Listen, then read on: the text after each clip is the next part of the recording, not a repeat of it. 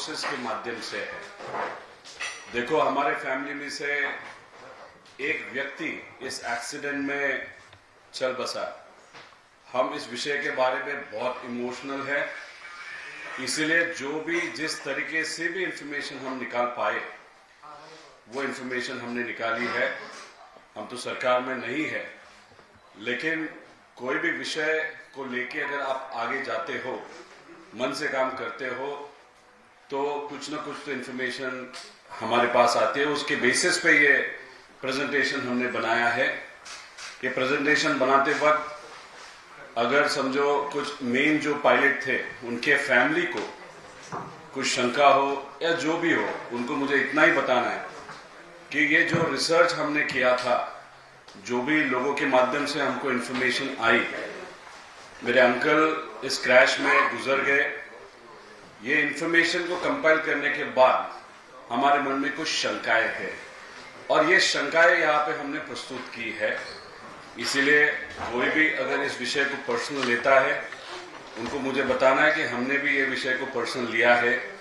अभी इस प्रेजेंटेशन में अगर आप देखो तो ये बेसिक इंफॉर्मेशन है, ये आप सबके पास है। मैं क्योंकि कल का जो प्रेजेंटेशन हुआ तो 1 घंटे से आगे गया था, ये प्रेजेंटेशन बहुत जल्दी से जल्दी में खत्म करके आपके प्रश्नों को मैं वहां पे देखूंगा। तो ये बेसिक इंफॉर्मेशन है, एयरक्राफ्ट का टाइप, कितना किलोमीटर आगे। अभी ये सबसे फास्ट है, 51,000 फीट पे चलने वाला एयरक्राफ्ट है। वैसे कंपनी कैनेडियन है, लेकिन ये एयरक्राफ्ट 2010 में यूएसए में बनाया गया था। 16 साल पुराना ये एयरक्राफ्ट है। आगे ये एयरक्राफ्ट का बेसिक डिजाइन है। लेफ्ट साइड का जो है वहां के आसपास, थर्ड जो आपको विंडो दिख रहा है उसके आसपास अजीत दादा वहां पे बैठे होंगे, ऐसे हम सबको लगता है। आगे ये शेयर होल्डर्स है, वहां पे विजय कुमार सिंह, सिम्मी सिंह जी उनकी वाइफ है, ये शेयर होल्डर है। विस्ता सेल्स प्राइवेट लिमिटेड में इतने सारे हैं, आप अगर डिटेल में जाओगे कंपनी लॉ बोर्ड तो आपको बहुत सारी इंफॉर्मेशन इस पे पता चल सकती है। और ये जो रोहित सिंह है, जो डायरेक्टर है, वो विजय कुमार सिंह का बेटा है और वो खुद इस वीएसआर कंपनी में एक पायलट है। आगे अभी ये टाइमलाइन है, 7 बजे हमारे इंफॉर्मेशन के हिसाब से अगर ये देखो तो ये एक ग्रुप का चैट है, आगे जाके मैं इसके बारे में बताऊंगा। 7 बजे से लेके 8-10 तक टेक ऑफ होने तक क्या क्या हुआ था वो विषय आया था। सबसे इंपॉर्टेंट इसमें है मनोज पवार, ये हैंडलर है एरो कंपनी का। महाराष्ट्र में 2 कंपनियां हैं, साई और एरो, जिनको काम दिया गया है to coordinate and book the aircraft, of which Manoj Pawar is most probably the handler of aero company. उन्होंने captain checking visibility at Baramati 7 बजे की 3 मिनट, ऑल ओके सर, मतलब विजिबिलिटी इज ओके, ऐसे उन्होंने ग्रुप पे वहां पे भेजा। जिस ग्रुप में अजीत दादा के सब पीए है, उसमें जो डायरेक्टर है हमारे एविएशन के महाराष्ट्र के गवर्नमेंट के अधिकारी, वो भी उसमें ग्रुप में है। महाराष्ट्र का जो ऑफिशियल पायलट है प्लेन का, हेलीकॉप्टर का, वो भी इस ग्रुप में है। इसलिए ये जो ग्रुप है बहुत इंपॉर्टेंट है। ये टेक्निकल इंफॉर्मेशन मनोज पवार ने भेजी थी, visibility at Baramati is okay. आगे फिर उसके बाद अगर आप देखो ये टाइमलाइन है, जहां पे 756 एयरक्राफ्ट का कांटेक्ट हुआ था Mumbai airport radar, take off 8:10। फिर ये पूरा फ्लाइट प्लान है और 8:43, 8:45 अनफॉर्चुनेट वो टाइम है जहां पे वो एक्सीडेंट हुआ था। अगर ये जो सॉफ्टवेयर है, अगर आप पायलट हो या you are owner of aircraft या उस सेक्टर में काम करने वाले व्यक्ति हो, तो आपको ये एक्सेस मिलता है, ये सॉफ्टवेयर का, ये ऐप का। उसमें आप सब इंफॉर्मेशन निकाल सकते हो। 16 साल पुराना एयरक्राफ्ट है, कहाँ पे बना था, और उसके पहले जैसे कि यहाँ पे ये 2 दिन कंटिन्यूसली सूरत आ जा कर रहा था, मुंबई वगैरह, तो ये इंफॉर्मेशन सब यहाँ पे आपको मिलती है। आगे अभी ये जो विजय कुमार सिंह है, उसका स्टेटमेंट था that the aircraft was well maintained, pilot were experienced, accident likely occurred due to visibility issue। ये इनका स्टेटमेंट है। ये स्टेटमेंट ही कुछ गलत है और विजिबिलिटी के बारे में मैं आपको बताता हूँ। आगे अभी ये लोकल व्यक्ति है जो बता रही है मराठी में कि जो विमान का साउंड है, एक गांव है, गांव के ऊपर से रोज एयरक्राफ्ट वहां पे ट्रेनिंग के जाते हैं या नया कोई भी एयरक्राफ्ट आता है तो ऊपर से जाता है तो लोगों को मालूम है। उनका कहना है इस स्टेटमेंट के माध्यम से जो प्लेन दादा को लेके घूम रहा था, बिकॉज उन्होंने एक राउंड अबाउट भी लिया था, तो उसका आवाज बहुत अलग था, गलत था, और वो एयरक्राफ्ट बहुत लो था यूजुअल टाइम के हिसाब से।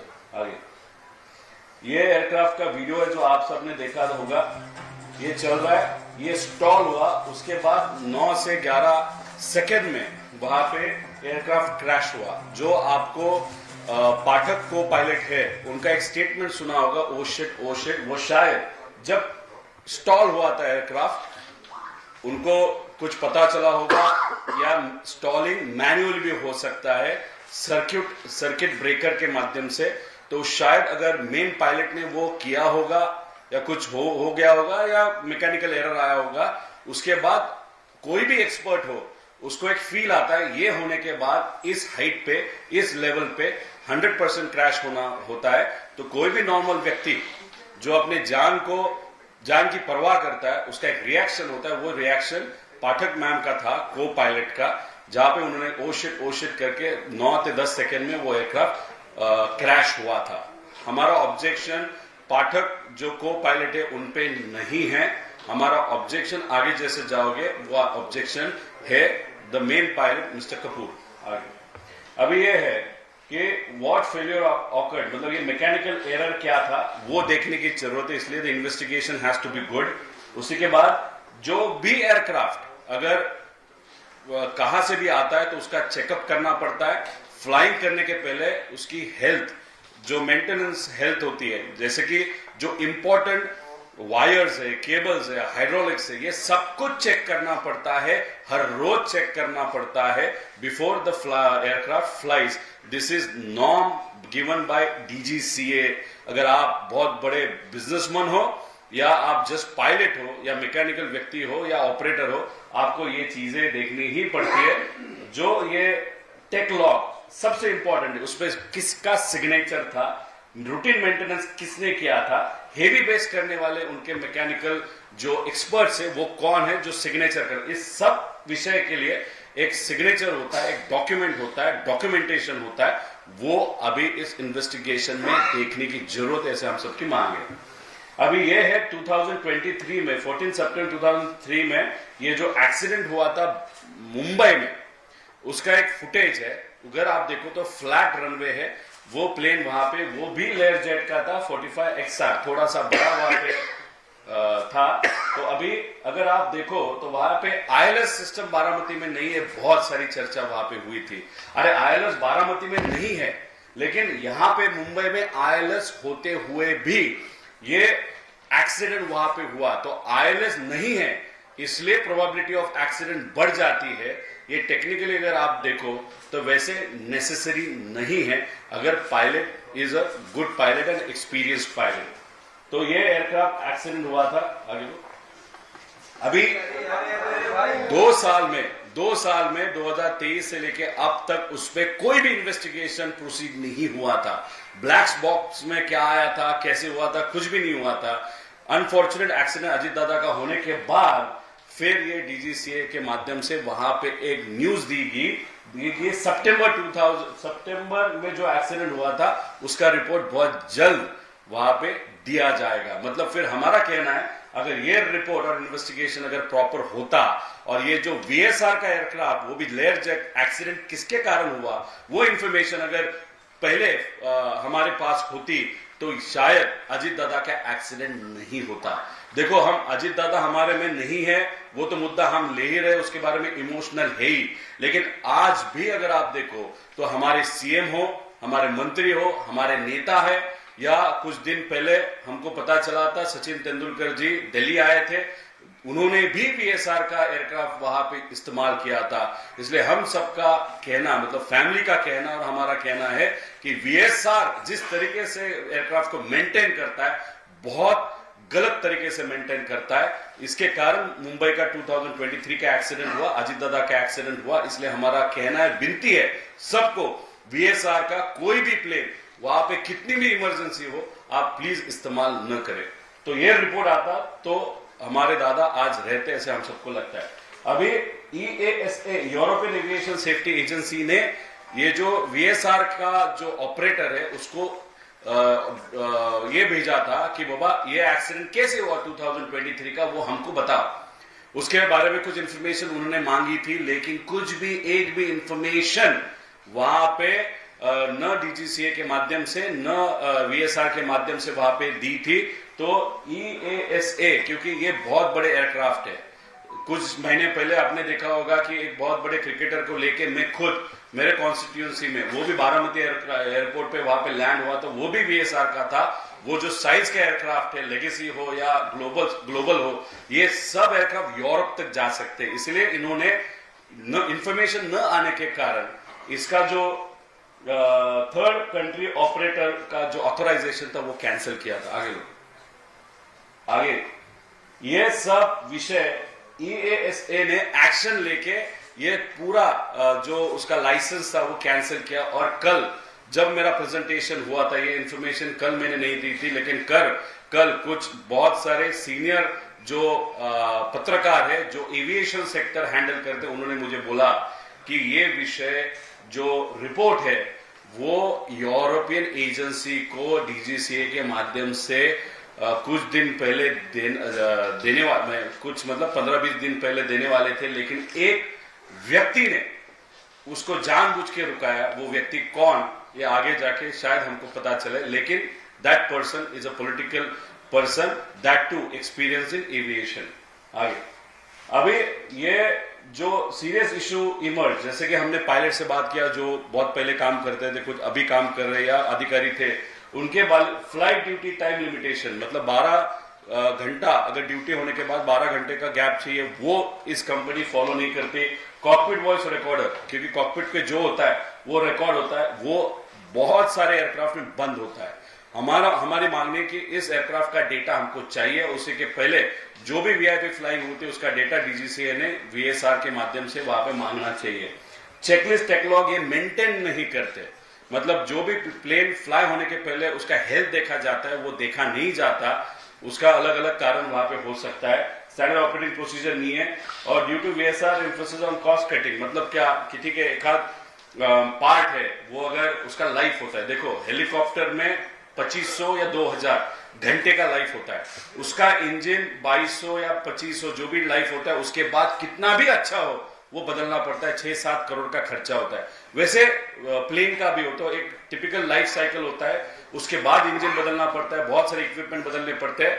ये चीजें ये मेंटेन नहीं करते थे, या 100 घंटे का फ्लाइंग किया है तो वो दिखाते थे 50 घंटे का, बहुत सारा मैनिपुलेशन वहां पे होता था। और हमको जो पता चला है, इस DGCA के लोग ये सिंह के मित्र होने के कारण उसका लाइजनिंग इस एजेंसी के साथ, गवर्नमेंट एजेंसी के साथ अच्छा था, ऐसे हम सबको पता चला। आगे अभी गो अराउंड, एक तो गो अराउंड एक ही बार हुआ था, दूसरी बात एक आप जान लो, इधर देखो ये यहां से बारामती आने वाला था अजीत दादा को लेके, और विदीप जाधव का नाम वहां पे लिखा है। उसके बाद ये जाने वाला था हैदराबाद, शमशाबाद, उधर से वो पटना जाने वाला था। अगर ये फ्लाइट टेक्निकली गो अराउंड तो करने की उनको परमिशन नहीं थी, क्योंकि जब ATC से बात हुई थी 3000 विजिबिलिटी थी। कोई भी विमान ये DGCA कहता है, उसका रूल बुक है 5000 मतलब 5 किलोमीटर का विजिबिलिटी कम से कम चाहिए, तभी वो टेक ऑफ कर सकता है या लैंड हो सकता है। यहां पे निकलते वक्त भी जो विजिबिलिटी थी 3000 थी, लैंड करते वक्त भी 3000 थी। फिर इसने टेक ऑफ क्यों किया? अगर टेक ऑफ किया तो गो अराउंड किया, और एक बार क्यों नहीं किया? और कभी भी एक आध प्लेन उड़ता है, अगर कुछ भी एरर जो लैंडिंग एयरपोर्ट पे आता है तो उसको बैकअप एयरपोर्ट देना पड़ता है, जो शायद पुणे का था, तो वो पुणे क्यों नहीं लेके गए? ऐसे प्रश्न हम सबको वहां पे पड़ते हैं। आगे अभी देखो ये स्टॉल वार्निंग सिस्टम इसकी बंद थी, ऐसे हम सबका कहना है। ये अश्योर्ड है क्योंकि उनके कंपनी में काम करने वाले एक बंदे ने हमको बताया कि इसमें वो प्रॉब्लम था। और दूसरी बात, जैसे आपका एक वॉकी टॉकी होता है, आप बटन दबाते हो तो आगे वाले को आपका आवाज जाता है, लेकिन वो नहीं बोल सकता। वैसे प्लेन में PTT होता है, वो जो दबाना पड़ता है वो को पायलट दबाती है तो या दबाता है, तो वो उसके हिसाब से वहां पे कॉकपिट में जो चर्चा है वो ATC को सुनाई देती है। अभी पीटीटी दबाने के बाद भी ये स्टॉल वार्निंग सिस्टम, अगर मूवी में अगर आप देखो तो वहां पे जब प्लेन नीचे आता है या कुछ भी प्रॉब्लम आता है तो प्लेन ही आपको बताता है बॉस ये होने वाला है या ये हो रहा है। ये स्टॉल वार्निंग सिस्टम, जैसे वो स्टॉल हुआ था, नीचे गिरा था, तो ये स्टॉल वार्निंग सिस्टम ये बंद थी, ऐसे हमको वो पता चला है। और पुश टू टॉक पीटीटी जो है वहां पे बटन दबाने के बाद भी एटीसी को कोई भी ऐसे वार्निंग वहां पे सुनाई नहीं दी जो सुनाई देनी चाहिए थी। That means that stall warning system was of. आगे अभी दूसरा ये बंदा मराठी में बात करता है, मैं ज्यादा क्लोज नहीं जाऊंगा, लेकिन उसने क्या कहा है कि जनरली प्लेन एक हाइट पे उड़ता है, लेकिन उस दिन का जो प्लेन है लोगों के हिसाब से वहां का जो मंदिर है, क्योंकि हमारे यहाँ पे अगर आप मंदिर देखो तो उसका जो ऊपर का पोर्शन होता है वो थोड़ा सा ऊंचा होता है, तो उनका कहना था ऑलमोस्ट लोगों को लगा कि ये अभी शायद वो जो top most part of temple है उसको वो टच होगा। अभी ये टच होने के सिस्टम को क्या कहते हैं, वो EGPWL enhanced ground proximity warning, मतलब एक लेवल के नीचे warning land approaching, warning land approaching, ऐसा कुछ उनका एक वार्निंग होता है, वो भी बंद था, वो भी पीटीटी में अनफॉर्चुनेटली वहां पे नहीं आया था। उसी के साथ अगर आप देखो तो आगे तो अभी हेवी बेस मेंटेनेंस, अभी serious issue heavy base maintenance के बारे में हमको पता चाहिए कि वहां पे कौन व्यक्ति है, कैसे, जैसे कि एमआरओ होते हैं। इस भारत में 2 मेन एमआरओज है और ये वीएसआर जो कंपनी है उसका खुद का इनबिल्ट और इंडोर या खुद का एक अलग सा एमआरओ वहां पे था, मतलब जो मेंटेनेंस वहां पे करते हैं उसके बारे में डिटेल्स हमको चाहिए। एमआरओ एक बहुत इंपॉर्टेंट विषय होता है क्योंकि वहां पे जो मेंटेनेंस किया जाता है प्लेन का, कोई भी बड़े प्लेन का, भारत में 2 ही एमआरओज है और उसमें से एक एमआरओ शायद पास में वो प्रफुल्ल जी पटेल साहब का वहां पे था। अभी उसमें क्या रिलेशन है वो मुझे नहीं मालूम, लेकिन उसी के साथ अगर आप देखो तो एमआरओ, जैसे एमआरओ के लोग अगर इधर से निकाल दिया तो ज्यादा से ज्यादा वो दूसरे एमआरओ में जा सकते हैं, जैसे मीडिया में होता है, इस मीडिया से गए तो दूसरे मीडिया में जाते हैं। तो ये जो वीएसआर का जो एमआरओ था या मेंटेनेंस का हब था, वहां पे कौन कौन काम कर रहा था, उसके पहले वो कहां पे काम कर रहे थे, ये इन्वेस्टिगेशन प्रॉपरली वहां पे होना चाहिए, ऐसे हम सबकी वहां पे मांग है।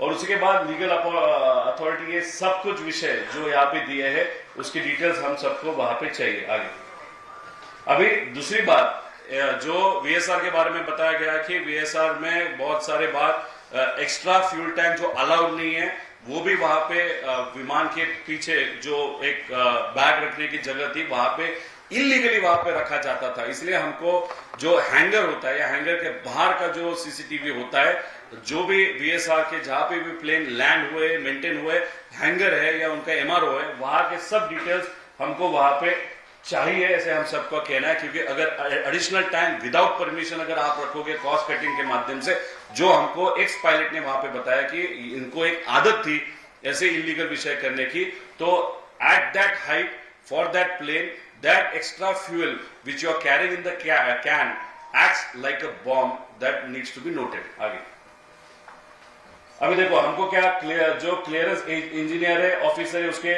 इंक्वायरी उनकी होनी चाहिए, क्वालिटी इंजीनियर की इंक्वायरी, मेंटेनेंस इंजीनियर की इंक्वायरी, ईएसए ने जो टीसीओ लाइसेंस वहां का जब्त किया था उसका रिपोर्ट अभी तक क्यों नहीं गया इतने साल के बाद डीजीसीए, और ये जो वीएसआर कंपनी उसके बारे में वहां पे चाहिए था। अगर इस ईएसए जो यूरोपियन एजेंसी, उन्होंने उनका लाइसेंस बंद कर दिया, कैंसिल किया, तो इंडिया में वो क्यों नहीं हुआ? और ईएसए ने, यूरोपियन इतनी स्ट्रिक्ट एजेंसी ने, अगर L1 मतलब लेवल 1 का वहां पे जो वार्निंग है देने के बाद भी अगर यहाँ पे वीएसआर चल रहा है, तो हमारे सब वीआईपी लोग हैं या इंडस्ट्रियलिस्ट है, बिजनेसमैन है, जो वीएसआर के विमान इंडिया में यूज कर रहे हैं, तो ये सब क्रीम जो पॉपुलेशन है उनके लाइफ के साथ जो वीएसआर खेल रही है, उसको किसने सपोर्ट किया, इसकी इंफॉर्मेशन सरकार के माध्यम से, एजेंसी के माध्यम से हमारे पास वो आनी चाहिए, ऐसे हम सबको लगता है। आगे अभी देखो बुकिंग फ्लाइट, ये बहुत इंटरेस्टिंग विषय है।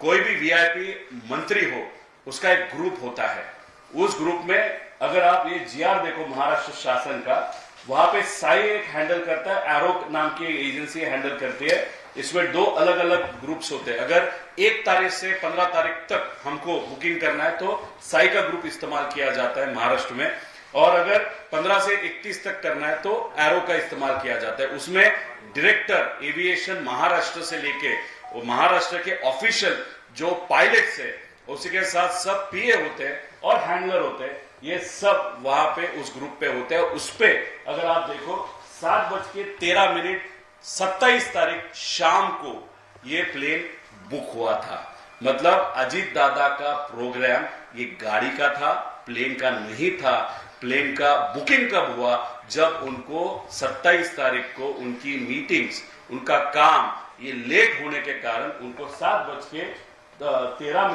पे वहां पे रिक्वेस्ट भेजा गया 27 तारीख को, जिसपे क्रिस्टोफर जोसेफ जो है वो एरो का मेन पर्सन है, उसने दिया था नोटेड सर। 12:30 बजे का एक चैट है, उसमें अगर आप देखो तो वहां पे भी अप्रूवल आया था। आगे अभी देखो यहाँ पे एरो नाम की कंपनी है, उसके शायद पतंजलि में भी डायरेक्टर है, कॉमन डायरेक्टर है। हम डायरेक्टर पे ऑब्जेक्शन नहीं ले रहे, लेकिन एरो नाम की कंपनी जिसने आप गो हेड करो, विजिबिलिटी इज ओके, ये जो व्यक्ति है मनोज पवार करके, वो उसने क्यों वो इन्फॉर्मेशन, गलत इन्फॉर्मेशन वहां पे डाली, ऐसे हमकी सबकी मांग है। इसलिए वीएसआर पे जैसे आप एक्शन ले रहे हो, एरो पे भी एक्शन होनी चाहिए, ऐसे हम सबका कहना है। आगे अभी ये इंफॉर्मेशन आपको लगा, लेकिन इसको अगर आप बिल्ड करोगे, कॉन्स्पिरेसी है क्या, ये सब देखने के बाद और आगे का इंफॉर्मेशन देखने के बाद हमको भी लगता है, जो लोगों को लगता है कि definitely there is some conspiracy.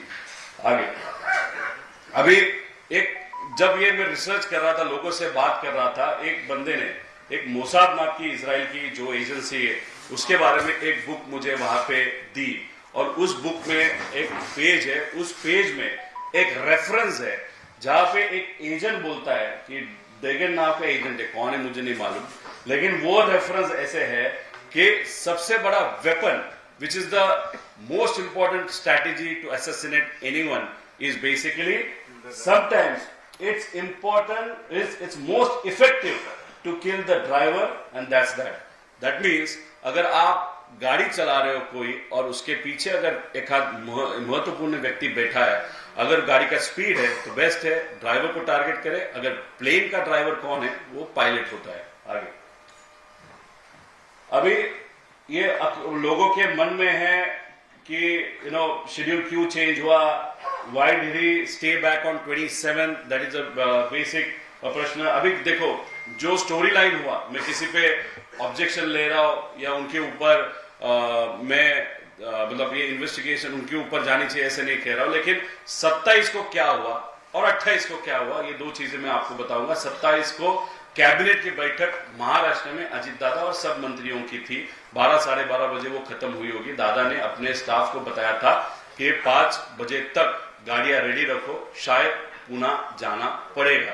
3-4 घंटा मैं मेरे घर पे बैठ के ऑफिस का काम, पार्टी का काम, कुछ नेता, एक अलग नेता, ये 2 नेता है। कल प्रेस कॉन्फ्रेंस में एक नेता था, लेकिन अभी 2 नेता है।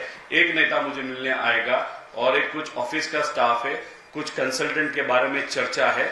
वो चर्चा करने के बाद 5 साढ़े 4-5 बजे हम पुणे गाड़ी से जाएंगे और वहां से फिर हम बारामती दूसरे दिन 28 तारीख को जाएंगे। ऐसा बेसिक प्लान अजीत दादा का वहां पे था। अगर दादा का प्लान प्लेन से फ्लाई करना होता तो 27 तारीख को सुबह, दोपहर को या 26 तारीख को दादा का 28 तारीख का सुबह का प्लेन वहां पे बुक होता। लेकिन वो कब हुआ? 27 तारीख शाम को 7:13 में वो प्लेन बुक हुआ, क्योंकि दादा की मीटिंग्स ये एक्सटेंड होती गई।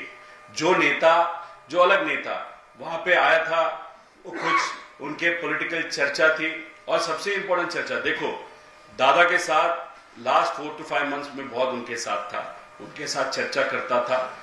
जो कल एक प्रेस कॉन्फ्रेंस है, उस प्रेस कॉन्फ्रेंस में मैं जो विलीनीकरण का विषय वो आपको डिटेल में बोलूंगा। दादा बहुत ओपनली मेरे साथ बात करते थे, और उसी के साथ जब भी मेरे साथ करते थे, उनके जो बहुत प्राइवेट और इम्पोर्टेंट जो पीए और उनके साथ 20 साल से काम करने वाले लोग वहां पे थे, इसलिए वहां पे क्या चीजें हो रही है उसकी इंफॉर्मेशन डेफिनेटली हमारे पास वो आती थी। मतलब हम सर्विलेंस करते थे वैसे नहीं, प्यार से आती थी इंफॉर्मेशन, वहां पे हमको मिलती थी।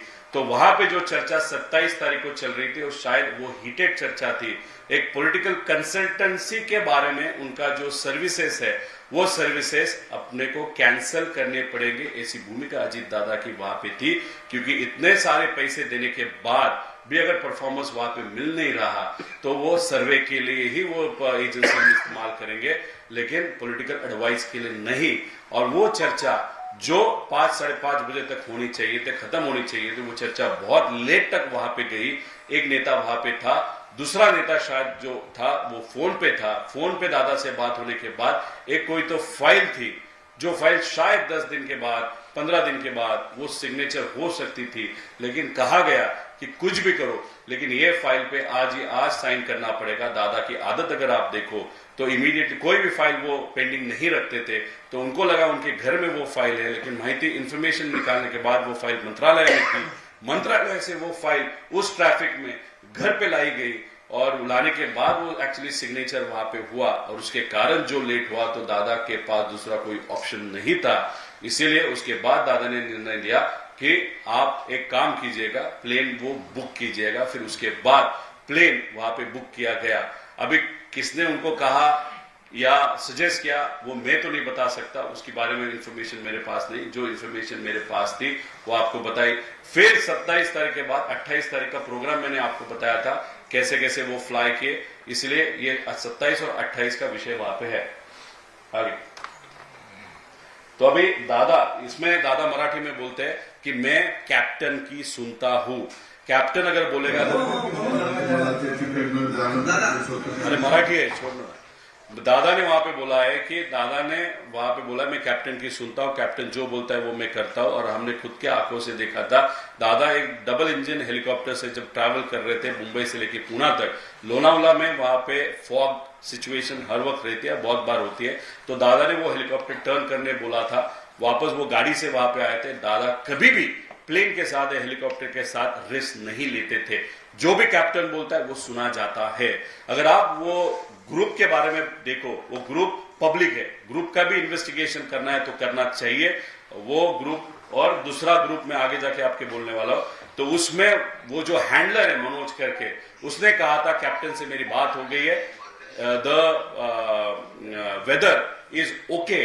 उसके बाद दादा वहां घर से निकले and then unfortunately this accident has happened. तो यहाँ पे दादा बोल रहे कि मैं कैप्टन की सुनता हूं, कभी भी वहां पे रिस्क नहीं लेता, जैसे वो बोलते हैं वैसे मैं करता हूं। आगे क्योंकि बहुत सारे लोग बोले कि दादा ने प्रेशराइज किया, दादा कभी भी फ्लाइट वाले को या पायलट को या कैप्टन को प्रेशराइज नहीं करते थे। अब ये टोटल शेड्यूल है, यहाँ पे अगर आप देखो तो कैप्टन मदन और कैप्टन यश ये शायद पहले एलोकेट किए थे इस प्लेन को, और फिर आगे जाओ, फिर वो बदले गए कैप्टन कपूर और कैप्टन पाठक। अभी उसमें क्या बताया गया कि जो पहले वाले कैप्टन थे वो ट्रैफिक में वहां पे अटक गए थे, इसके कारण अभी सुबह 6:30 बजे कहां पे ट्रैफिक बम्बई में आया, तो सीसीटीवी देख लो क्यों है। उनकी वाइफ जो है, मतलब कैप्टन मदन, उनके वाइफ ने ट्वीट किया था, मेरे हस्बैंड को कुछ नहीं हुआ, प्लीज आप कंडोलेंसेस मैसेजेस हमको मत भेजो। मतलब वहां पे लोगों को भी लगा, चर्चा भी हुई थी कि शायद कैप्टन मदन ही है, लेकिन कैप्टन मदन नहीं थे, कैप्टन कपूर थे और पाठक वहां पे थे। आगे देखो Manoj Pawar, good morning, all crew reach airport 7 बजे। अभी 7 बजे जो क्रू है नया वाला वो पहुंचा था, तो किसने बताया कि जो पहला वाला क्रू था वो ट्रैफिक में अटका है? तो 7 बजे तो पहुंचे, दादा 8 बजे वहां पे पहुंचे। तो why this all communication miscommunication is happening through VSR, ऐसा हम सबका प्रश्न है। और वो जो भी है ट्रैफिक वगैरह उसकी डिटेल्स हमको चाहिए, CDR हमको चाहिए। आगे ये हमारे है सब ट्रैफिक, CCTV कैमरा चाहिए, CDR चाहिए। अगर वो अटके थे तो इमीडिएटली इमरजेंसी बेसिस पे को पायलट पाठक और द मेन कैप्टन कपूर वो कहां से आए थे। और ऐसी भी चर्चा है शायद कपूर के एक दोस्त के माध्यम से कि वो हांगकांग गया था, हांगकांग से आया था। वो हांगकांग से अगर आया था, कब आया था, कैसे आया था, उसके पहले कौन सी फ्लाइट उसने की थी, ये सब इंफॉर्मेशन हम सबको चाहिए। इसके लिए ये जो स्पीड है इन्वेस्टिगेशन का बहुत स्लो है, इसलिए सरकार को, केंद्र और राज्य सरकार को हम विनती करते हैं इसमें डिटेल में जाने की जरूरत है और जल्द से जल्द इसका इन्वेस्टिगेशन होने की जरूरत है। देखो अभी ये कैप्टन सुमित कपूर, इसका 2010 में दारू पी के वो टेस्टिंग, ये कमर्शियल पायलट था पहले, मतलब बड़ी बड़े एयरक्राफ्ट हैंडल करता था, वहां पे वो पकड़ा गया। उसके बाद वापस अगर आप देखो तो 17 में पकड़ा गया। उसके बाद उसका 3 साल के लिए उनका जो लाइसेंस था फ्लाइंग वो स्थगित किया गया था। फिर उसके बाद अगर आप देखो तो हमने जो सुना है, उसके जो पास वाले लोग थे, यूएस को कभी भी कोई भी प्लेन जब आप उड़ाते हो, नया प्लेन अगर आपको चलाना है, जैसे सब अगर लेयर जेट में चलाता हो और ग्लोबस मुझे चलाना है तो ग्लोबल के ट्रेनिंग के लिए मुझे जाना पड़ता है। ऐसे लेयर जेट की ट्रेनिंग के लिए यूएस, क्योंकि ये फैक्ट्री यूएस में, कनाडा की कंपनी लेकिन यूएस में फैक्ट्री थी, यूएस गए तो हमने जो सुना है कि वहां पे इन्होंने इतनी दारू पी थी कि वो लेयर जेट की जो फैक्ट्री है बम्बार्डियर, वहां पे ट्रेनिंग के लिए भी यूएस में होते हुए भी जा नहीं सके। ऐसी इंफॉर्मेशन हमको मिली है, इसका सोर्स देखने की जरूरत है, लेकिन जो जो हमारे पास आया वो आप सबको बताया गया। उसी के साथ ये जो एक महाराष्ट्र के बीजेपी के सीनियर लीडर है, उनका एयरक्राफ्ट नांदेड़ जा रहा था कुछ महीने पहले, दिन पहले, उस टाइम कपूर ही थे। जिस तरीके का लैंडिंग वहां पे हुआ था, शायद इन मंत्री ने वहां पे कपूर के खिलाफ वीएसआर को कंप्लेन किए, वो भी हमको देखने की वहां पे जरूरत है। तो हमारा सबका कहना है, इतना अगर बैकग्राउंड खराब है तो वीआईपी फ्लाइंग के लिए कोई भी क्रिकेटर हो, बिजनेसमैन हो, अजीत दादा जैसा नेता, उद्धव ठाकरे साहब हो, सीएम हो, सीएम का भी उन्होंने फ्लाइंग किया है, डीसीएम का, दूसरे डीसीएम का फ्लाइंग एकनाथ शिंदे जी का किया है, तो ऐसे बैकग्राउंड वाले व्यक्ति को इतने बड़े वीआईपी का फ्लाइंग क्यों दिया गया, ऐसा हम सबका कहना है। आगे अभी देखो ड्रग पायलट, ये जो है ये इंटरनल जो वीएसआर है उनका एक ग्रुप है, उस ग्रुप की चैट हमारे पास जो आई है, कैसे आई क्या आई उसके बारे में नहीं बताऊंगा, लेकिन जो भी है वो है। ये अगर देखो तो कैप्टन सिंह खुद बोलता है कि बॉस एक फ्लाइंग हमारा कैंसिल हुआ है क्योंकि एक बंदा पायलट बैडली ड्रंक वहां पे था। फिर वो सिगरेट वगैरह के बारे में बोलते, और नीचे देखो, मे आई रिक्वेस्ट और roast what ever my dearest colleagues, captain सरी का नाम लिया है, कैप्टन रंधवा जी को जो भी है, और एक स्टार मार्क करके वहां पे लिखा है कैप्टन सुमित द ग्रेट। जब भी दारू के बारे में चर्चा हो और कोई भी गलत चीज, द ग्रेट कब लिखा जाता है, जब एक आधा व्यक्ति रेगुलर ऑफेंडर है, तब द ग्रेट वहां पे लिखा जाता है। नीचे कैप्टन रोहित, अभी ये रोहित डायरेक्टर है, अगर रोहित सिंह है डायरेक्टर, अगर दारू पीता है और उसका जो मेन बॉस है वो उसको टारगेट करता है, तो डायरेक्टर ही अगर दारू पी के वहां पे पार्टी कर रहा है तो फिर कोई भी पायलट कर सकता है, क्योंकि पायलट का कॉन्फिडेंस बढ़ सकता है। जो ये गेस्ट हाउस है, उस गेस्ट हाउस के सीसीटीवी फुटेज हम सबको चाहिए, इसे हम सबकी मांग है। अभी देखो दूसरे company owner send this message, और एक ग्रुप है वहां पे क्या दिखा गया कि यहाँ पे कैप्टन सिंह बोल रहे हैं, ये जो भी है, हाँ ये देखो, you will please you be sober, do not do evening stunts, let me know, मतलब किसको, कैप्टन सुमित भाई, मतलब कपूर। फिर कपूर ने नीचे लिखा है कॉपिड सर। अगर उन्होंने गलत एलिगेशन किया होगा कि तू दारू नहीं पीता, तू ये मतलब दारू पीता है, अगर ये दारू नहीं पीता होगा तो बोलेगा sir I don't drink, but वहां पे ये जो विषय लिखा था उसने सुमित ने रिप्लाई, कपूर ने जो रिप्लाई किया कॉपिड सर, मतलब he knew he was at fault many a times. आगे ब्रेथ एनालिसिस का रिपोर्ट चाहिए, अभी जो हमको पता चला उसका फोटो भी निकलता है, उसका सीसीटीवी फुटेज भी हमको चाहिए। आगे अभी देखो पीआईबी ने जो रिपोर्ट किया था, डीजीसीए ने जो बताया उसके हिसाब से रिपोर्ट किया था, टाइम किया था 8:18 पे, और ये जो प्लेन है बारामती एटीसी के कांटेक्ट में आया था। लेकिन एटीसी का ट्रांसक्रिप्ट अगर देखो, वहां पे हमारे स्टैम्प ट्रांसक्रिप्ट हमारे पास है, टाइमिंग है 8:19। लोग बोलेंगे 1 मिनट का क्या फर्क पड़ता है, ये इतना फास्ट एयरक्राफ्ट है, 1 मिनट में 15 किलोमीटर ट्रैवल करता है, 1 मिनट का 1 सेकेंड का भी इंपैक्ट होता है। स्टॉल होने के बाद 9 सेकेंड में प्लेन वहां पे क्रैश हुआ था, 9 सेकेंड में ये चीजें हो सकती है, इसलिए 1 मिनट का फर्क, ये जो पीआईबी को डीजीसीए ने इंफॉर्मेशन जो दी उसमें और जो ट्रांसक्रिप्ट हमारे पास है उसमें फर्क क्यों है, ऐसे हम सबका कहना है। आगे अगर उसी के साथ अगर देखो 8:44 में वो क्रैश हुआ था, इसके वो अंदाज है, लेकिन अगर 8:44 पे जो पाठक को पायलट है उनका कहना है ओ शिट, उसके बाद 7-8 सेकेंड में वो क्रैश हुआ था, मतलब 44.20 सेकेंड्स, मतलब 44 मिनट्स का ये बात कर रहे पीआईबी और जो ट्रांसक्रिप्ट है वो बोल रहा है 8:44.20, 20 सेकेंड, मतलब 5-6 किलोमीटर का ट्रैवलिंग वो हो सकता है, कुछ बहुत सारी चीजें वहां पे हो सकती है। तो ये जो टाइमिंग का फर्क है वो क्यों, ऐसा हम सबकी मांगनी है। आगे अभी ये देखो, ये क्या होता है कि कोई भी फ्लाइट जब फ्लाई होता है तो रडार, उसका जो फ्लाइट का रडार होता है वो कनेक्टेड होता है। अभी अगर आप देखो तो यहाँ पे ये सब है। अभी लोग बोलेंगे टाइमिंग गलत है, वैसे नहीं होता। ये यूटीसी टाइम जो होता है वो 3.13, उस पर 5 घंटा ऐड करोगे तो ये जो एंड है टाइम 8:43 आगे लो। अभी ये रडार सिस्टम जो है, ऐसा रिपोर्ट होता है, वो रिपोर्ट हमारे पास आया है, जो मैंने आपको एक वेबसाइट दिखाई थी, सॉफ्टवेयर दिखाया था, उस पर वो इंफॉर्मेशन है। लेकिन इसका जो ट्रांसपॉन्डर होता है रडार के साथ जो कनेक्ट करता है, वो मैन्युअली शायद 1 मिनट पहले बंद किया था, और वो बंद करने के कारण लास्ट हमको 1 मिनट पहले का उसका हाइट पता है, उसका स्पीड पता है, वो अलाइन हुआ था कि वो अलाइन हुआ था, मतलब जो लैंडिंग जो स्ट्रिप है उसके साथ। लेकिन 1 मिनट में क्या हुआ वो हमको पता नहीं चल रहा। हमारा कहना है कि ट्रांसपॉन्डर ये विमान के अंदर से जानबूझ के बंद किया गया था, ताकि उसका रिकॉर्ड कहां भी न रहे। तो ट्रांसपॉन्डर क्यों बंद किया, ऐसी हम सबकी मांग है। आगे अभी देखो, ये this is the tallest part, जो लोग बोलते हैं hill side, this is 11 number this strip and this is 29। तो एक ही स्ट्रिप है, लेकिन एक साइड को 11 नंबर बोलते हैं, दूसरे साइड को 29 नंबर बोलते हैं।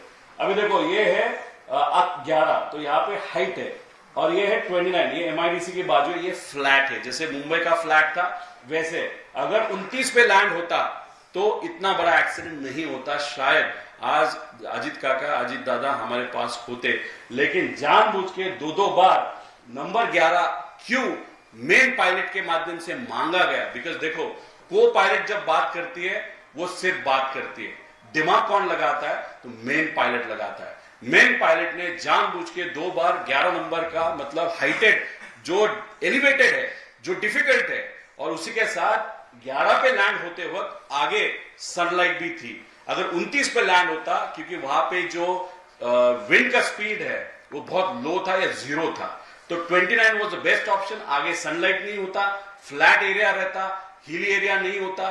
तो ये जो हमको चर्चा है कि बहुत ऊंचा था, बहुत रिस्की था, उसकी कोई भी जरूरत नहीं। अभी लोग कहेंगे उसने मांगा था क्या, उसने 8:27 को रनवे 29 मांगा, लेकिन वापस 8:29 मतलब 27 को मांगा, 8:29 को उसने वापस 11 मांगा।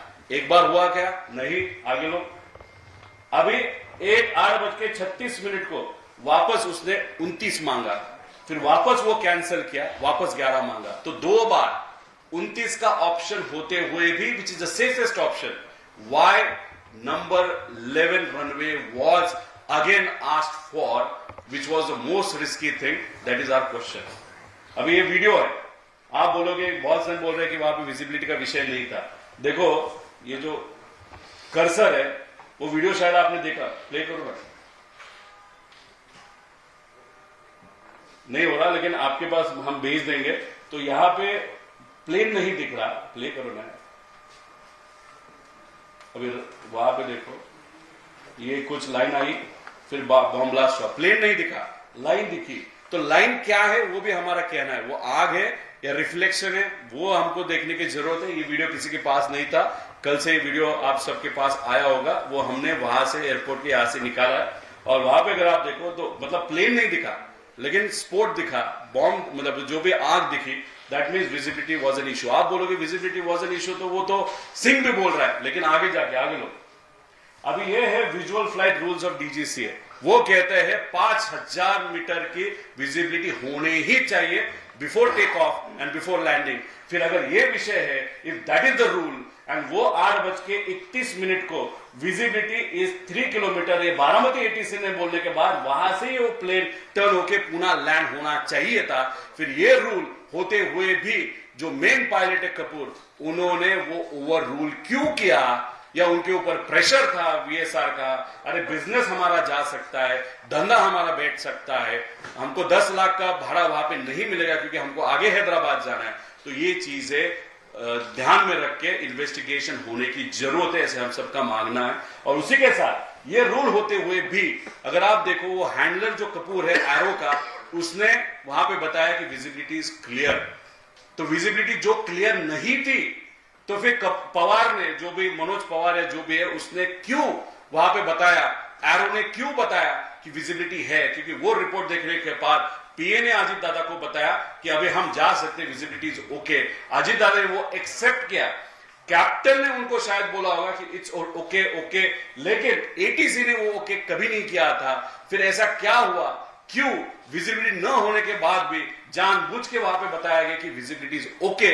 ऐसा हम सबका प्रश्न है। आगे, और ये टेम्पल के ऊपर से गया, आगे मतलब टेम्पल के ऊपर से गया, क्लोज से गया। अभी देखो यहाँ पे अगर ये नॉर्मल मैंने आपको दिखाया तो वहां पे थ्रेशोल्ड, वहां पे कभी भी प्लेन लैंड नहीं करना होता है, उसके आगे एक एमिंग पॉइंट होता है, उसके हिसाब से प्लेन लैंड करना पड़ता है। जैसे ये थ्रेशोल्ड है, लेकिन अगर लास्ट 1 मिनट का ट्रांसपॉन्डर बंद होने के बाद हमको हाइट मालूम नहीं, लेकिन अगर प्लेन जो टेम्पल है उसके ऊपर से बहुत नजदीक से गया, जो यूजुअल नहीं है, that is something which is abnormal after you talk to all the villagers. So that means ये प्लेन ट्रांसपॉन्डर बंद करने के बाद जानबूझ के इस हाइट पे लिया गया था कि आगे जाके ये जो हिली एरिया है वहां पे अगर ये प्लेन उस रनवे पे जाता भी था तब भी ये रनवे पे लैंड नहीं होता, वो हिली एरिया का जो ये बाजू है वहां पे लैंड होता था। मतलब मन में था या प्लान किया था या ऐसे क्या हो गया कि वो शायद उनके दिमाग में था कि कोई भी हालत में प्लेन को क्रैश ही करना है, उस एंगल से उसकी हाइट नीचे की थी क्या, और वो हाइट किसी को भी पता न चले, इसलिए ट्रांसफॉर्मर बंद किया था का ट्रांसपॉन्डर। फिर ऐसा हुआ क्या कि को पायलट पाठक जब उनको दिखा कि ये कुछ तो गलत हो रहा है, उनके माध्यम से फिर बचाने की कोशिश, फिर उसके बाद वो स्टॉल हुआ क्या, मतलब लेफ्ट को गया था क्या, मतलब को पायलट पाठक की कोई भी गलती नहीं, ऐसे हम सबका कहना है। लेकिन कपूर के मन में शायद ऐसे था कि ये कोई भी हालत में क्रैश करना, ऐसी शंका है। ये शंका किसको ये क्लियर करनी है? तो इन्वेस्टिगेशन एजेंसी को क्लियर करनी है, ऐसे हम सबकी मांग है। क्योंकि 11 चाहिए 2 बार बताया गया, 29 का ऑप्शन होने के बाद भी ट्रांसपॉन्डर वहां पे बंद किया था। और उसी के साथ पीटीटी के माध्यम से हमको पाठक का आवाज वहां पे सुनाई दे रहा था, जो हमको पता चला है, लेकिन वहां पे जो कपूर है उसका एक भी बार आवाज नहीं आया था। अगर आप भी गाड़ी चलाते वक्त कोई भी रिक्शा वाला अचानक से बीच में आता है, कोई भी व्यक्ति वहां पे बीच में आता है, या कोई भी एनिमल बीच में आता है, तब भी हमारा रिएक्शन, हम गाली देते हैं या कुछ बोल देते हैं, या मन में जो भी होता है वो बोल देते हैं, बक देते हैं। यहाँ पे नेचुरल रिएक्शन पाठक का था, because maybe she had nothing in her mind, she was just flying like a normal जो रूटीन था। शायद इनके मन में, जो कपूर के मन में कोई तो कुछ तो था, कुछ तो प्रेशर था, जिसके कारण उनका एक भी बार आवाज नहीं आया। तो वो सो रहे थे क्या, या उनके हेल्थ को कुछ हुआ था, या जानबूझ के उन्होंने डिसाइड किया था कि अभी क्रैश ही करना है। अगर उनके हेल्थ को कुछ इश्यू होता तो पाठक ने पहले ही मेडे करके वो बताना चाहिए था। लेकिन मेडे जो टेक्निकल वर्ड है वो इस्तेमाल इसलिए क्यों नहीं हुआ, क्योंकि अचानक से वो जो मेन पायलट है उसके माध्यम से कुछ हुआ होगा, जो पाठक को पता चला होगा कि ये अभी हाथ से हमारे गए, तो इसलिए उनका normal natural reaction as a normal human being वो था। That means Pathak may not be involved in this particular accident, but Mr. Kapoor could be involved in this particular accident. This is what we feel. आगे ये है दादा का tour क्यों change हुआ, aircraft का टाइमिंग क्यों चेंज हुआ, पायलट क्यों चेंज हुए, उसके साथ डिस्पेरेंसीज जो सेंट्रल रिपोर्ट है और एटीसी की ट्रांसक्रिप्ट है उस पर डिस्पेरेंसी क्यों आई, लैंडिंग क्यों किया गया, टेक ऑफ क्यों किया गया अगर वहां पे विजिबिलिटी नहीं थी, और उसी के पास 11 नंबर का रनवे क्यों मांगा गया। जो बाकी टेक्निकल डिटेल जो हमने मांगे थे कि वॉइस रिकॉर्डिंग वगैरह है क्या, ब्लैक बॉक्स के बारे में भी हमारी मांगनी कि ब्लैक बॉक्स जब भी उसका रिपोर्ट आएगा तब उस रिपोर्ट जब भी वो प्रस्तुत किया जाएगा, फैमिली मेंबर और दूसरे लोगों को भी उसमें इन्वॉल्व होना चाहिए, ऐसे आप सबकी मांगनी है। और ये पायलट कुछ भी बात नहीं कर रहे थे, ये भी हमारा सबका कहना है। ये जो लोअर एल्टीट्यूड जो नीचे आया गया वो ट्रांसपॉन्डर बंद किया गया, ऐसे बहुत सारे विषय आ गए। तो ऐसे बहुत सारे, दूसरी फॉरेंसिक टीम जो वहां पे आई थी वो शाम को आई थी, इतना बड़ा नेता वहां पे एक्सीडेंट हुआ है, तो फॉरेंसिक टीम, जैसे हम पुणे से अगर बारामती रीच होना है तो हमको 2 घंटा लगता है, लेकिन हम इतना इमोशनल थे कि ड्राइवर को बताने के बाद हम 1 घंटा में पुणे से वहां पे जो हॉस्पिटल में वहां पे पहुंचे थे 1 घंटे में। तो ये तो अर्जेंसी थी कि हम प्यार करते थे, वो हमारे अंकल थे, हमारे नेता थे, इसलिए हम पहुंच गए। तो आप 3 घंटे में पहुंचो, शाम को पहुंचने की क्या जरूरत थी? और दूसरी बात, जो लोगों के मन में, शायद मैं कल भूल गया था बोलने में, जो डॉक्टर से हम बात कर रहे थे, दादा की जो बॉडी थी वो स्वेल हुई थी। मैंने पूछा ये आग जब हम एक्सपीरियंस करते तो स्वेल होती है क्या? उन्होंने कहा हाँ स्वेल बॉडी होती है, लेकिन अजीत दादा की बॉडी ये अब नॉर्मली ज्यादा स्वेल हुई थी। वो क्यों हुई थी वो भी देखने की वहां पे जरूरत है। उसके साथ वो कंपनी VSR जो भी व्यक्ति है उस पर वहां पे गुना दाखिल होना चाहिए, जो भी मालिक है, और उसके जो भी टेक्निकल स्टाफ से लेकर सबका इंक्वायरी होना चाहिए। जो लोग उनको छोड़ के गए उनका भी इंक्वायरी, लेकिन अच्छी तरीके से, to know what were the faults of VSR।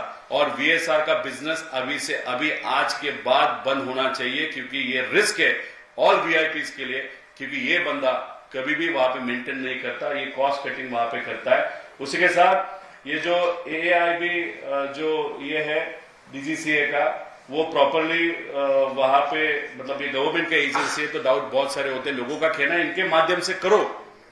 Maharashtra सरकार ने CID, मतलब CID सबसे बड़ी महाराष्ट्र की एजेंसी है, हम धन्यवाद करते हैं CM साहब के कि उन्होंने वो एक्सेप्ट करके CID को दिया, लेकिन CID को टेक्निकल चीजें नहीं पता चलने वाली, तो उनको जो एडिशनल हेल्प चाहिए वो सेंट्रल एजेंसी से मिल सकता है, CBI से मिल सकता है। CID तो चाहिए, सेंट्रल एजेंसी पे अगर CBI जैसी वहां पे इन्वॉल्व हो तो वो चाहिए। लेकिन हमारी मांग ऐसी है, आगे लोग यहाँ पे नेशनल ट्रांसपोर्टेशन सेफ्टी बोर्ड, ये जो US का है, क्योंकि ये प्लेन US में बना था, कैनेडियन कंपनी लेकिन US में बना था, तो वो एजेंसी को आप ला सकते हो। फ्रांस की जो एजेंसी है उसको भी आप इन्वॉल्व कर सकते हो, जो सिविल एविएशन सेफ्टी फ्रांस। उसी के साथ यूके भी AAIB एजेंसी है, वो भी, इसमें से 2 एजेंसी कंपल्सरीली CID के साथ, CBI के साथ, DGCA के साथ, ये तीनों में से 2 कंपनी इन्वॉल्व होनी चाहिए, ऐसी मांग वहां पे फैमिली और लोगों के तरफ से वहां पे मैं यहाँ पे कर रहा हूं। आगे अभी ये जो है, वो जो भी इंफॉर्मेशन हमारे पास आई उस इंफॉर्मेशन के माध्यम से वहां पे हमने ये प्रस्तुत की। उसी के साथ आज दिल्ली आने का कारण, कल दोपहर शाम को सुप्रिया ताई जो हमारी आंट है, वो MP है, हमारे पक्ष के नेता है, उन्होंने अमित जी शाह साहब का टाइम मेरे बिहाफ वहां पे मांगा है। 4-5 बजे तक हम यहाँ पे वेट करेंगे, तब तक हमको लगा कि आपसे हम बात करें। उसी के साथ अमित शाह भाई के साथ अगर चर्चा हुई तो हम रिक्वेस्ट करेंगे उनको कि इन्वेस्टिगेशन ये प्रॉपर होना चाहिए। हम कोई भी पॉलिटिकल पार्टी या सरकार पे वहां पे ऑब्जेक्शन नहीं ले रहे, हम इसको अपोलिटिकली वहां पे देख रहे हैं। लेकिन यहाँ पे अगर कोई भी मुझे पूछता है कि कुछ कॉन्स्पिरेसी है क्या, तो 100% कॉन्स्पिरेसी है। तो जब भी बड़े नेताओं के, सरकार में जो नेता है, अमित शाह जी हो या एविएशन मिनिस्टर हो, जिन्होंने दोनों को हमने रिक्वेस्ट वहां पे मीटिंग के लिए वहां पे की है, DGCA के जो डायरेक्टर है उनको भी हमने रिक्वेस्ट की है। इन सबको हमारा कहना होगा कि ये जो इन्वेस्टिगेशन टीम है, स्टेट की CID, देश की CBI, DGCA और बाहर के 2 बड़े एजेंसी, उनका एक टीम बनाओ। उस फैमिली मेंबर से जो लोग हैं, जैसे कि अजीत दादा के बेटे हो या काकी हो, उसी के साथ हमारे जैसे लोग हो, उनके पक्ष के कुछ MLAs हो, MPs हो, ऐसी एक अगर टीम आप बना सकते हो तो ये इन्वेस्टिगेशन बहुत इंपॉर्टेंट है। इससे दादा तो वापस आने नहीं वाले, लेकिन हमारे सबके मन में जो शंका है वो शंका पूर्ण होना, उसको आंसर मिलना बहुत इंपॉर्टेंट है। क्योंकि इस तरीके से हम ध्यान में, एक मन में एक शंका, एक क्वेश्चन है, और इस क्वेश्चन को लेते हुए आगे वाली जिंदगी हम जी नहीं पाएंगे।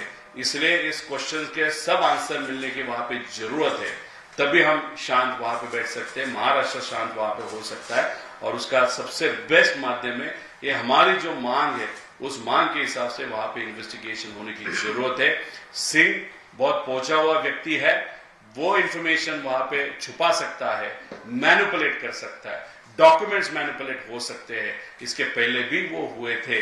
और ये जो यूरोपियन एजेंसी ने 2023 का जो वहां पे एक्सीडेंट हुआ था, उसका जो डॉक्यूमेंट, उसका इन्वेस्टिगेशन कंप्लीट है, ऐसे हम सबको पता चला है। लेकिन वो इंफॉर्मेशन किसने रुकाया, क्यों रुकाया गया, क्यों का भी आगे के 1 महीने में हमको उसका रिजल्ट चाहिए। लोग बहुत कुछ बोलते हैं, जैसे कि कुछ लोगों का कहना है ब्लैक बॉक्स में कुछ इंफॉर्मेशन नहीं आया, ऐसे होता ही नहीं, इंफॉर्मेशन मिलता है। लेकिन जो गुजरात का एक्सीडेंट हुआ था उसमें पार्ट इंफॉर्मेशन लोगों के सामने आया था, थोड़ा थोड़ा वहां पे आया था। इसमें हमारी मांग है कि पूरी इंफॉर्मेशन हमारे सामने वहां पे आनी चाहिए। लोगों का ये प्रश्न है। उसके साथ जो हमको लोगों ने बताया कि प्लेन का 50 करोड़ का वहां पे इंश्योरेंस लिया गया था, वो सीरियसली लिया गया था कि प्लेन की अगर कीमत आप 16 साल पहले की कीमत की निकालोगे 35 to 40 करोड़ से उसके आगे नहीं। और जो पायलट्स है उनके भी 1.5 से 2 करोड़ या 3 करोड़ इंडिविजुअल पायलट का वहां पे इंश्योरेंस है। इसके बारे में भी इंफॉर्मेशन हम सबको चाहिए। लेकिन इस एक्सीडेंट को कोई भी लाइटली नहीं लेना चाहिए। अनफॉर्चुनेटली 13-14 दिन में जिस तरीके का इन्वेस्टिगेशन होना चाहिए वो अनफॉर्चुनेटली नहीं हुआ। अभी एक्सपेडाइट करने की जरूरत है। ऐसी हमारी, लोगों की और महाराष्ट्र की और सबकी वो मांगे, ये इस प्रेस कॉन्फ्रेंस के माध्यम से आप सबको बताना था। धन्यवाद।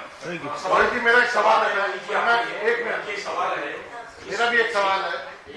एक तरफ सुनेत्रा पवार के साथ में नीचे आते हैं और दूसरी तरफ आप इस तरह की कंट्रोवर्सी की बात लगा रहे हैं, तो आपको क्या कहना है कि आप? देखो, मेरे को कुछ नहीं कहना। मेरे मन में डाउट है, महाराष्ट्र के लोगों के मन में डाउट है, और हमारा अगर आप स्वभाव देखें, कुछ मन में है हम बोल के दिखाते हैं। उस तरीके से हमारे मन में जो भी डाउट है वो हमने बोल के दिखाया। अगर आप उस फैमिली की बात करो तो उनके अमोल मिटकरी और 2-3 लोगों ने कल सीएम साहब से मीटिंग की है। उन्होंने भी वहां पे कहा कि इन्वेस्टिगेशन होना चाहिए।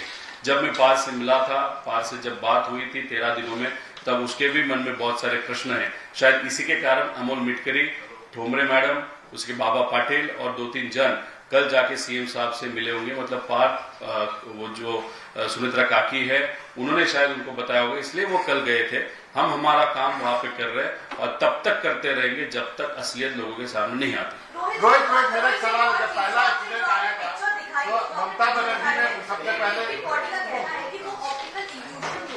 कौन सा जो आपने आखिरी पिक्चर दिखाई है रनवे 11 की, जो एज है, जो टेबल टॉप है, और उसके बगल में जो आपने नजर आ रही है, डीजीसी ने ये वाली पिक्चर, डीजीसी ने फ्यूचर को लेकर के कहना था कि ऊपर से जो विजिबिलिटी लो होती है तो यूजुअली पायलट को ऑप्टिकल इल्यूजन लगता है। आप कह रहे हैं कॉन्स्पिरेसी थ्योरी है, लेकिन हो सकता है कि एक्सीडेंट। डीजीसी ने बताया ना, उनका ही रूल बताया ना, 5000 मीटर के पहले लैंड करना ही नहीं, टेक ऑफ नहीं करना। फिर क्यों टेक ऑफ हुआ वो क्वेश्चन आप नहीं पूछ रहे डीजीसी को, या डीजीसी उसके बारे में नहीं बता रही। उसके साथ ट्रांसपॉन्डर जो होता है वो क्यों बंद किया गया था, वो प्लेन इतना लो क्यों गया था। उसके साथ उसके पास ऑप्शन था, फ्यूल भी था कि वो वापस पुणे जाके वहां पे लैंड हो सकता, क्यों नहीं लैंड हुआ। ऐसे बहुत सारे प्रश्न है। इसलिए ऐसे सिर्फ स्टेटमेंट देके डीजीसी अगर इस इन्वेस्टिगेशन से भागना चाहती है वो हम होने नहीं देंगे। ये सब प्रश्न है, वो एक्चुअल प्रश्न है, टेक्निकल चीजें है। मेरा उनको कहना है कि आप सिर्फ खारिज करने के लिए इसका अपोजिट रिएक्शन मत देना। मैं रिक्वेस्ट कर रहा हूं, मेरा ऑब्जेक्शन है डीजीसीए पे या क्वेश्चन मार्क है, ऐसे नहीं। डीजीसीए भी अच्छी ऑर्गेनाइजेशन है, लेकिन जिस तरीके का इन्वेस्टिगेशन हम सबने किया है उस तरीके का या उससे अच्छा इन्वेस्टिगेशन यहाँ पे होना चाहिए, ऐसे हम सबकी मांग है। रोहित, मेरा एक सवाल है सबसे पहले कि पवार साहब ने जो एक्सीडेंट के बाद रिएक्शन दिया था, उन्होंने कहा था ये हादसा है, तो जो आपने कहा क्या इसमें पवार साहब की सहमति है? दूसरी बात, आपने कहा कि कंस्पिरेसी थ्योरी है, तो क्या एक फाइल की चर्चा हो रही है कि कोई 100 करोड़ से ज्यादा की फाइल दादा के पास थी, क्या उस वजह से हो सकती है? या आपने एक पॉलिटिकल कंसल्टेंट के एजेंसी के नाम की, उसका नाम क्यों नहीं ले रहे हैं? उसका नाम हम सब जानते हैं, क्या वो उसका भी कुछ उसमें हाथ हो सकता है, या फिर इसका मतलब पॉलिटिकल है, दोनों एनसीपी के मर्जर से हो सकता है? नहीं, जो भी पॉलिटिकल कंसल्टेंट शायद आपको मालूम है, लेकिन एक चीज मालूम नहीं होगी, उस कंसल्टेंट के पास भी 2 हॉकर नाम के प्लेन है। शायद वो लास्ट 6 मंथ्स में 7 मंथ्स में उसने खरीदी की है। कौन से पार्टी के साथ उनका कॉन्ट्रैक्ट था, उस कॉन्ट्रैक्ट के माध्यम से इतना सारा पैसा आया उसके कारण अगर आपने प्लेन लिए होंगे तो बहुत बड़ा इंपॉर्टेंट कॉन्ट्रैक्ट हो सकता है। वही कॉन्ट्रैक्ट अगर कैंसिल होगा तो कितना बड़ा लॉस हो सकता है। उसी के साथ पवार साहब के बारे में अगर बात करो तो पवार साहब ने रिएक्शन दी थी 6 से 7 घंटे बाद, इसलिए वो जो इन्फॉर्मेशन थी जो मेरे पास है 13 दिन के बाद, वो इन्फॉर्मेशन साहब के पास नहीं थी। उसी के साथ अगर आप देखो तो पवार साहब बहुत बड़े नेता है, उनको मालूम डेफिनेटली होगा कि दादा बहुत पॉपुलर नेता थे। दादा का ध्यान होने के बाद वहां पे लोग लाखों में आएंगे। अगर इनकम्प्लीट इंफॉर्मेशन में पवार साहब ने एक अलग स्टेटमेंट वहां पे दिया होता, वो लाखों 5-6 लाख लोग जो वहां पे आए थे, अगर वो गलत तरीके से वहां पे रिएक्ट करते या इमोशनल होते तो चीजें वहां पे केंद्रीय मंत्री भी थे, राज्य के मुख्यमंत्री भी थे और बहुत बड़े नेता थे, अलग अलग पार्टी के लोग आए थे। तो इनकम्प्लीट इंफॉर्मेशन पे स्टेटमेंट देना ये कभी बड़ा नेता पवार साहब जैसा नहीं करता। और यहाँ पे हम जो बात कर रहे हैं वो स्टडी करने के बाद जो भी डाउट है वहाँ पे आपके सबके माध्यम से एजेंसीज के सामने, लोगों के सामने वहाँ पे मान रहे हैं। दूसरी बात, पवार साहब को एक प्रेजेंटेशन दिखाया था क्या? तो नहीं दिखाया था, पवार साहब की हेल्थ खराब होने के कारण। लेकिन दूसरी बात आप सबको बताता हूँ कि जब भी आज तक मैंने स्टेटमेंट दिया रोहित पवार करके, तब भी 7 सालों में एक भी कंट्रोवर्सी मेरे स्टेटमेंट के कारण नहीं हुई। न पवार साहब ने मुझे कहा कि ये तू क्यों बोला, किस लिए बोला। तो अगर उन्होंने उनका स्वभाव जानते वक्त उन्होंने आज तक मुझे नहीं टोका, दैट मीन्स उनका पूरा विश्वास मेरे स्टेटमेंट में, मेरे विचार पे और जिस तरीके से मैं रिसर्च करता हूँ उस पर शायद उनका विश्वास होने के कारण आज तक उन्होंने नहीं टोका। और इस बारे में भी उनके पास उनका कोई भी ऑब्जेक्शन नहीं। ऐसे कुछ लोगों से जो पवार साहब के साथ अभी है, उनके साथ बात करने के बाद मुझे पता चला है। एनसीपी मर्जर का क्या होगा? मैं कल 12 तारीख है, उस दिन पॉलिटिकल विषय पे, खास करके मर्जर पे बात करूंगा और उस पे पॉलिटिकल क्वेश्चंस आपके जो भी है वो क्वेश्चन में लूंगा। दिल्ली में करेंगे, मुंबई? आज शाम तक अगर मुझे अपॉइंटमेंट नेताओं की मिली तो मैं रुकूंगा, नहीं तो फिर मुंबई जाके वहां पर प्रेजेंटेशन लूंगा। आज अगर अपॉइंटमेंट मिली या कल सुबह तक मिली तो प्रेजेंटेशन यहाँ पे ही, अगर यहाँ पे जगह मिली तो, नहीं तो कोई और जगह पे। लेकिन प्रेजेंटेशन तो 12 तारीख को मतलब कल 100% होगा, मतलब होगा और इस तरीके से डिटेल में होगा। जगह तो मिल जाएगी, बताएंगे आप। रोहित जी, जो आपने दिखाया उसमें सुरेंद्र पवार जी की या पार्थ पवार जी की सहमति है, उनसे कोई बात हुई है? देखो, वो पार्टी अलग है, मेरी पार्टी अलग है। फैमिली करके 13 दिन हम सब साथ में थे, तब जब भी अनऑफिशियली बात होती थी या कैजुअली बात होती थी तब पार्थ या जय के मन में डेफिनेटली शंका है। अगर वो शंका नहीं होती तो उनके पार्टी के आमदार एमएलए कल जाके सीएम को तो नहीं मिलते विदाउट परमिशन, इसलिए उनके मन में भी शंका है। लेकिन पॉलिटिकल कॉन्स्पिरेसी इसमें है ऐसा हम सबका कहना नहीं। हम सबका कहना है तो कॉन्स्पिरेसी डेफिनेटली है, लेकिन वो क्या है, किसके कारण ये हुआ, क्यों किया गया, ये बहुत सारे जो प्रश्न है उसके तो उत्तर मिलने चाहिए। इसलिए हमारा रिक्वेस्ट सेंट्रल गवर्नमेंट और स्टेट गवर्नमेंट और एजेंसीज को है कि आप और अच्छे टेक्निकल एजेंसीज को इसमें इन्वॉल्व करो। थाईलैंड या कहाँ पे दूसरे कंट्रीज में भी एक पायलट ने जानबूझ के एक प्लेन वहां पे गिराया था। वो क्यों गिराया था, कैसे गिराया था, उसकी इन्वेस्टिगेशन किसने की थी, वो कैसे पता चला था। ऐसे लोगों को अगर इस इन्वेस्टिगेशन में आप लाओगे तो ये अच्छी तरीके से इन्वेस्टिगेशन हुआ। हमारे मन में जो डाउट है, जो हम नहीं चाहते, वो डाउट अगर क्लियर होते तो हमारे मन के भी डाउट क्लियर हो जाएंगे। महाराष्ट्र के मन में भी जो आज डाउट है वो भी क्लियर हो सकते हैं। रोहित जी, ये सवाल है कि आप एक तरफ कह रहे हैं कि सिविल एविएशन और कोई पॉलिटिकल फिगर है उनकी तरफ इशारा कर रहे हैं और ये साफ कह रहे हैं कि आपको शंका है कि मेन पायलट जो थे उन्होंने प्लेन क्रैश कराना उनके मन में था। तो ये दो, एक तरफ आप जिन पे सवाल उठा रहे हो और ये मुख्य पायलट, तो दोनों को कनेक्ट भी कर रहे हैं और अपनी कॉन्स्पिरेसी में। नहीं, सिविल एविएशन के बारे में जो बात कर रहा हूँ तो प्रेजेंट सिविल एविएशन मिनिस्टर या मिनिस्ट्री में या जो है उनके बारे में कहाँ पे भी मैं नहीं बोल रहा हूँ। लेकिन कल जो प्रेस कॉन्फ्रेंस होने के बाद एक आप जैसे बहुत रिसर्च करने वाले एक प्रेस के बंदे ने मुझे बताया था कि ऐसा कुछ है कि एक व्यक्ति ने, एक नेता ने वो फोन किया था। वो किया नहीं था, किया था वो मैं तो नहीं मानता क्योंकि वो मेरे रिसर्च का भाग वहां पे नहीं था। इसलिए मैं जो यहाँ पे बोल रहा हूँ, ये कोई भी please note, this is not, I am not hinting towards a political conspiracy, but what I am saying is कि there is definitely something wrong which has happened and due to which my uncle has lost his life. एक second part था इसी का, आपने कई तकनीकी सवाल उठाए। जो मूल सवाल है आपके 4 या 5 या जितने भी आप बता सकते दोहरा सकते जो जो मूल सवाल है आप इस पूरे मामले में चाहते हैं, क्योंकि बहुत सारे ये देखो VSR ये जो कंपनी है वो गलत तरीके से प्लेन का मेंटेनेंस करती थी, शॉर्टकट्स करती थी, कॉस्ट कटिंग करती थी, उसके कारण भी ये एक्सीडेंट हुआ होगा, उसके पहले वाला भी एक्सीडेंट ये हुआ होगा। दूसरा जो यूरोपियन एजेंसी का इन्वेस्टिगेशन है उसका रिपोर्ट अभी तक क्यों नहीं गया? अगर वो DGCA को मालूम था, DGCA ने फिर ये प्लेन्स VIP ट्रांसपोर्ट के लिए आज तक लास्ट 2 साल में क्यों इस्तेमाल करने दे, ऐसा सेकंड क्वेश्चन है। दूसरा जो डाउट हमने मेन पायलट कपूर पे लिया है उसके बारे में प्रॉपर इन्वेस्टिगेशन होने की जरूरत है। उनका मेंटल स्टेट क्या था, दारू क्यों पीते थे, बहुत बार दारू इतनी सारी पीते थे, वो डिप्रेशन में थे क्या, ऐसे बहुत सारे प्रश्न है। और दूसरी बात एक्सटर्नल प्रेशर के कारण कि फाइनेंशियल कुछ गेन होगा या कुछ होगा, उसके कारण उनके ऊपर किसी ने प्रेशर डाला होगा और वो प्रेशर डालने के बाद उन्होंने वो एक्सीडेंट किया क्या, ऐसा डाउट है। आई am not saying he has done that, but ये डाउट है, वो क्लियर होने की वहां पे जरूरत है।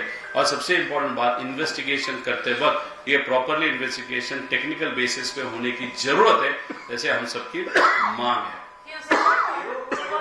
और दूसरी बात, जो भी हमने व्हाट्सएप ग्रुप के जिक्र यहाँ पे किया है, जैसे इंटरनल जो VSR कंपनी का जो ग्रुप है व्हाट्सएप का, उसका प्रॉपर थोरो इन्वेस्टिगेशन होने की जरूरत है। वो अभी शायद डिलीट करेंगे सब चैट्स, लेकिन व्हाट्सएप के सब चैट्स हम एक्सट्रैक्ट कर सकते हैं, वो इन्फॉर्मेशन लेने की जरूरत। उसी के साथ जो एरो नाम की कंपनी, उनका जो चैट हुआ था उस चैट को भी प्रॉपरली इन्वेस्टिगेशन करने की जरूरत है। जो हैंडलर है उस हैंडलर ने वहां पे क्यों बताया कि weather is okay to fly, उसी के साथ 5000 का विजिबिलिटी न होने के बाद भी टेक ऑफ क्यों हुआ, वो पहला प्रश्न है, और लैंड क्यों किया गया, वो दूसरा प्रश्न है।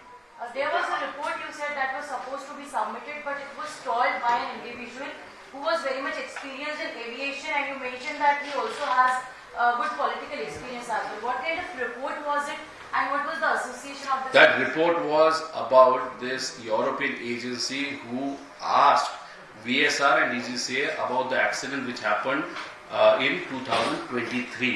That report was not sent deliberately. That is what I understand from a press person who happened to be an expert in aviation, and yesterday that person told me this, gave me this information.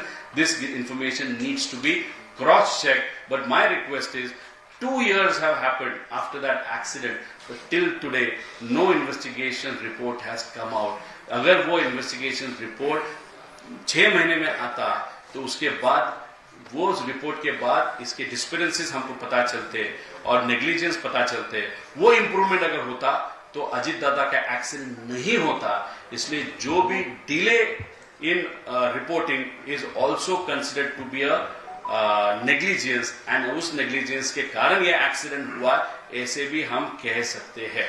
ये कौन लोग हैं जो VSR को इतना support करें? जैसे आपने 2023 के हादसे का जिक्र किया, आपने गलत जानकारी देने की बात की, तो क्या लगता है आपको कौन लोग हैं जो जिनकी मिली भगत से? इसलिए तो हम रिक्वेस्ट कर रहे हैं कि इन्वेस्टिगेशन होने की जरूरत है। कौन व्यक्ति है जो VSR कंपनी को सपोर्ट कर रहा है?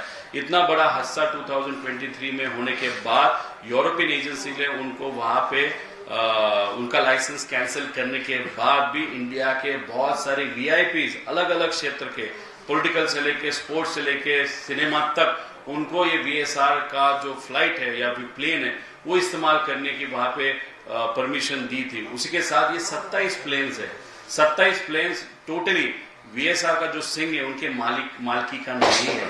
उसके बहुत सारे ऐसे इन्वेस्टर्स है, वो अलग अलग लोग हैं, इंडस्ट्रियलिस्ट है या कोई और है, उनके भी प्लेन ये मैनेज करते थे, दिखाते थे कि खुद के प्लेन है। ये प्लेन किसके है, कौन से है, ये जो 27 कंपनियां हैं वो किसकी कंपनियां हैं, इसमें डिटेल में जाने की जरूरत है। एरो नाम की जो कंपनी है वो भी कंपनी किसकी है, वो भी डिटेल में जाने की वहां पे जरूरत है। अगर पैसा कमाने के लिए इतना बड़ा नेग्लिजेंस वहां पे किया जाता है, या दोस्त की कंपनी को सपोर्ट करने के लिए इतना बड़ा नेग्लिजेंस किया जाता है, तो आगे जाके सेंट्रल गवर्नमेंट के मिनिस्टर्स भी ये VSR का प्लेन इस्तेमाल कर रहे हैं।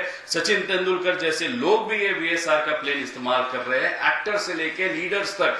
तो ये बहुत बड़ी गलती, जो भी व्यक्ति ने इसको सपोर्ट किया वो गलती की है।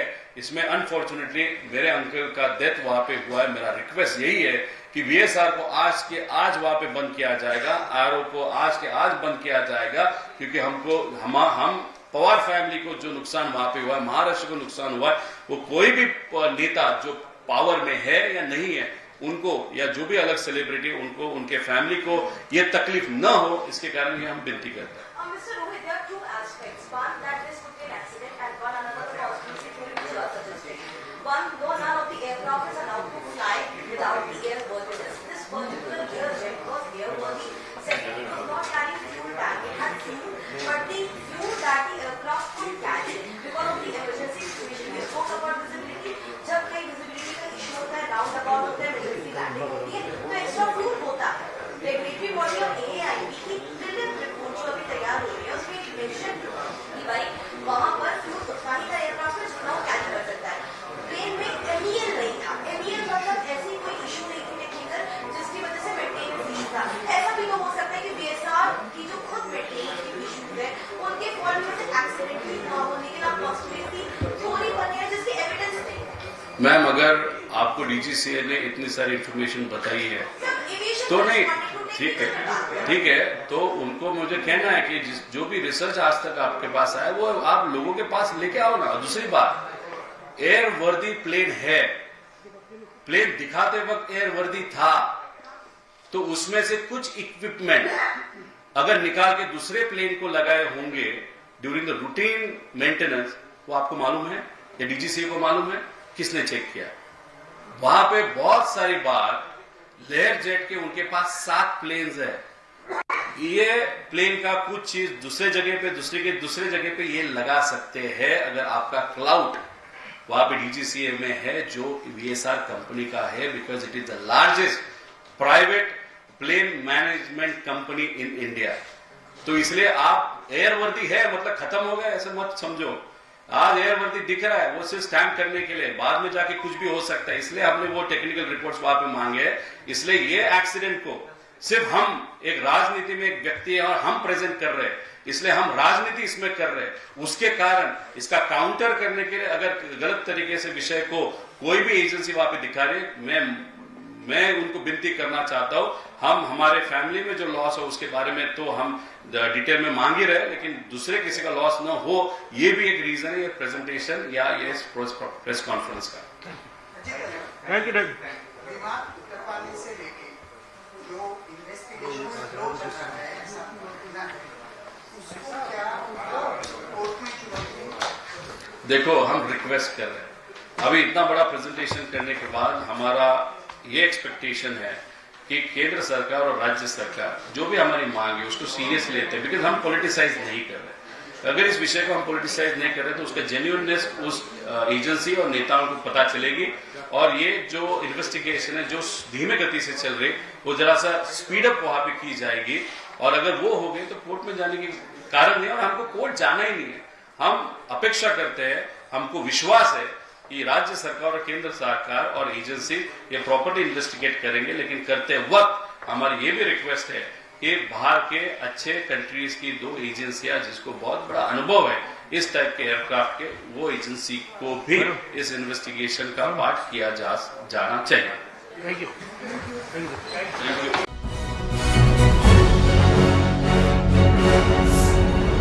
Thanks for watching Ekmat Digital.